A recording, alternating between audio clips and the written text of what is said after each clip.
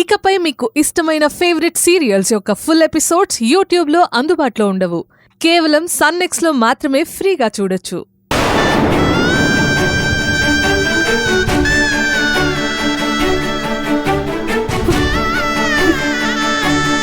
మా అత్తయ్య మావయ్యలకు కూడా నెమ్మదిగా ఈ విషయాన్ని నిన్న రాత్రి చెప్పాను.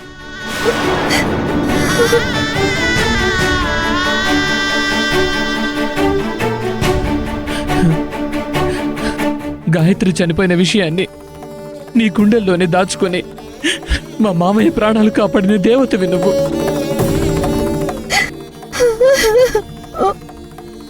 మా గాయత్రి రూపంలోనే కళ్ళ ముందే తిరుగుతూ మా అత్తయ్యని కాపాడిన తల్లివెమ్మ నువ్వు.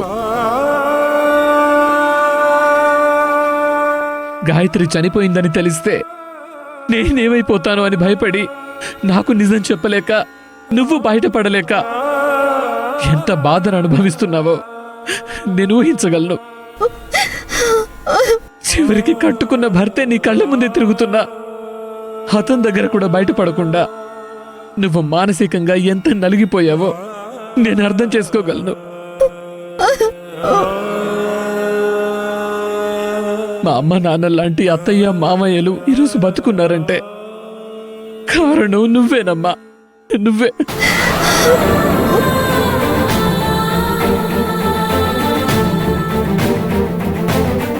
వయసులో చిన్నదానివైనా ఆలోచనలో చాలా గొప్పదానివి.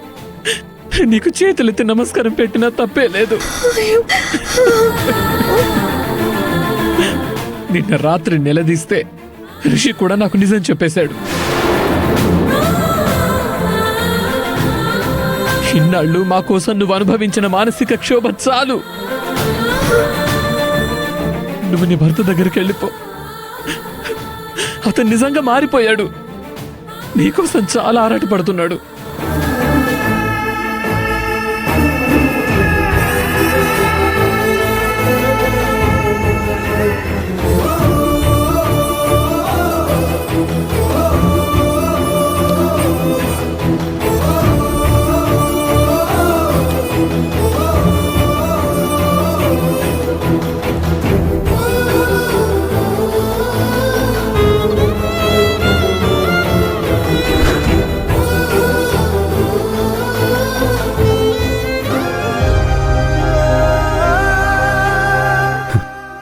క్షమించి స్రవంతి.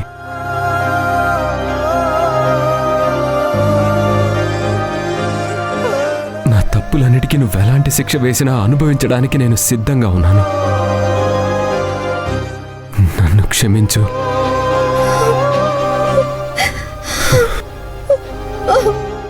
నన్ను క్షమించు ప్లీజ్.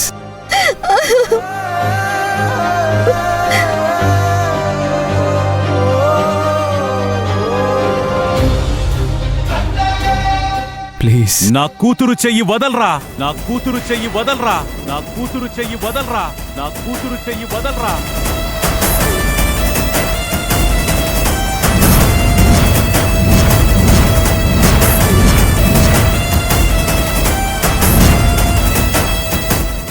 నాన్న, నా కూతురు చెయ్యి వదలు.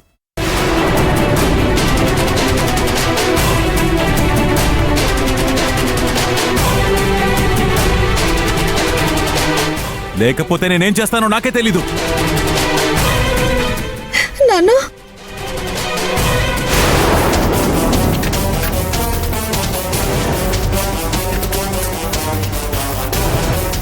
నేను చేసింది తప్పే సార్. నేను స్రవంతిని బాధ పెట్టిన దానికంటే రెట్టింపు శిక్ష ఇప్పటికీ అనుభవిస్తున్నాను. అయినా మీకు నా మీద కోపం తీరకపోతే మీరు నన్ను ఏం చేసినా సంతోషమే.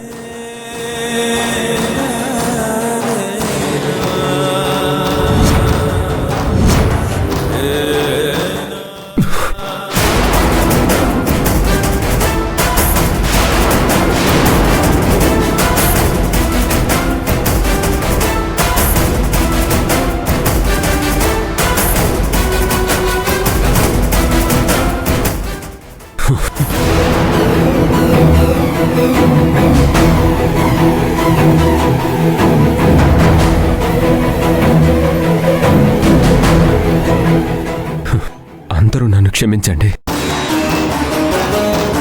నా పుట్టుకలోనే ఒక లోపం ఉంది. నేను ప్రేమతో పెరగలేదు, పగ ప్రతీకారాలతో పెరిగాను. నేను ఇప్పటికే వాటిని వదిలించుకొని చాలా దూరం వచ్చేశాను.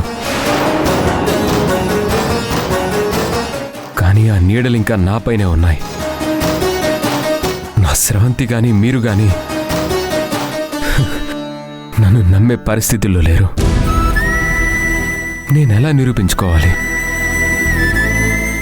నా చావుతోనైనా నేను మారానని మీరు నమ్మితే నాకంతే చాలు.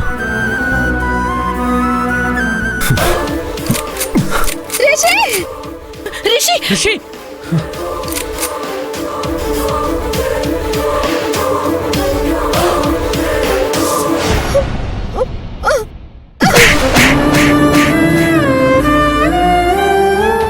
ఎందుకు ఇంత పిచ్చి పని చేశావు?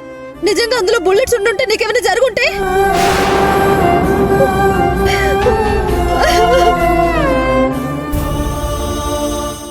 నువ్వు మారావని శ్రీను చెప్పాడు.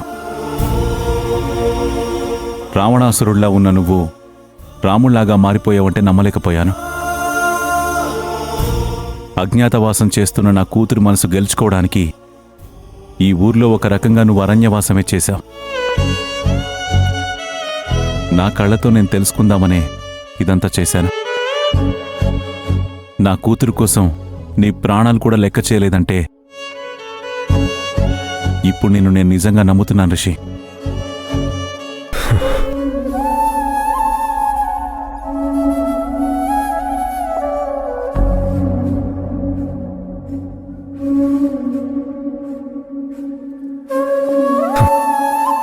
Thank you sir, thank you so much. నేను నిజంగా మారాను సార్. స్రవంతిని దూరం చేసుకున్నాకే ప్రేమ విలువేంటో నాకు తెలిసింది. జీవితం అంటే ఏంటో అర్థమైంది.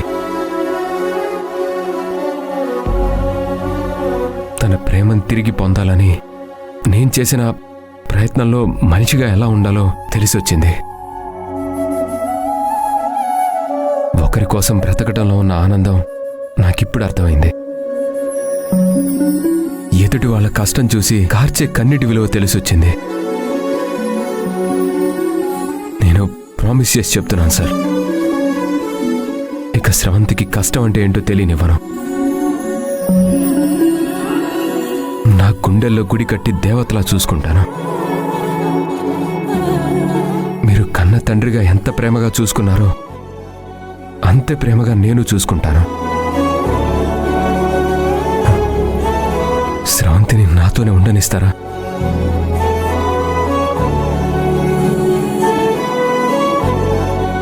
నీ మాటల్లో నిజాయితీ, నీ కన్నీళ్లు చెప్తున్నాయి. నిన్ను మనస్ఫూర్తిగా నా అల్లుడిగా ఒప్పుకుంటున్నాను.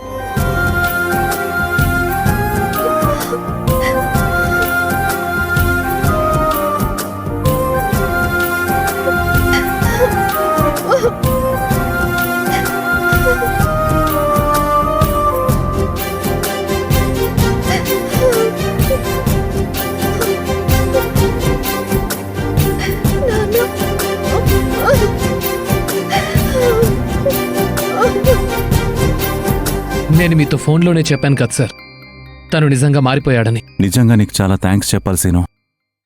నా బిడ్డను మళ్ళీ నా దగ్గరికి చేర్చావు.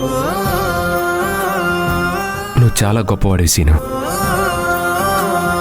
గాయత్రి లేదని తెలిసినా కూడా ఆ బాధను గుండెల్లో దాచుకొని నన్ను, నా స్రవంతిని ఒక్కటి చేయాలనుకున్నావు. నిజంగా నా బెస్ట్ ఫ్రెండ్వి నువ్వు.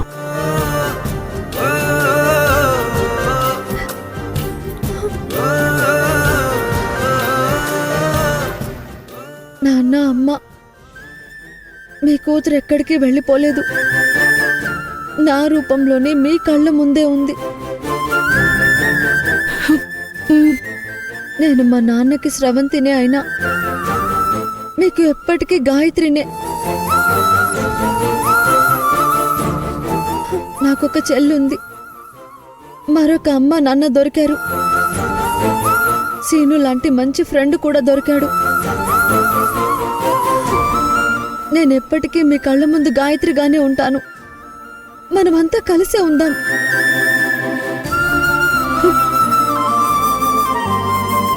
అవును సార్, స్రవంతి చెప్పింది నిజం. ఇక తను మన బిడ్డ.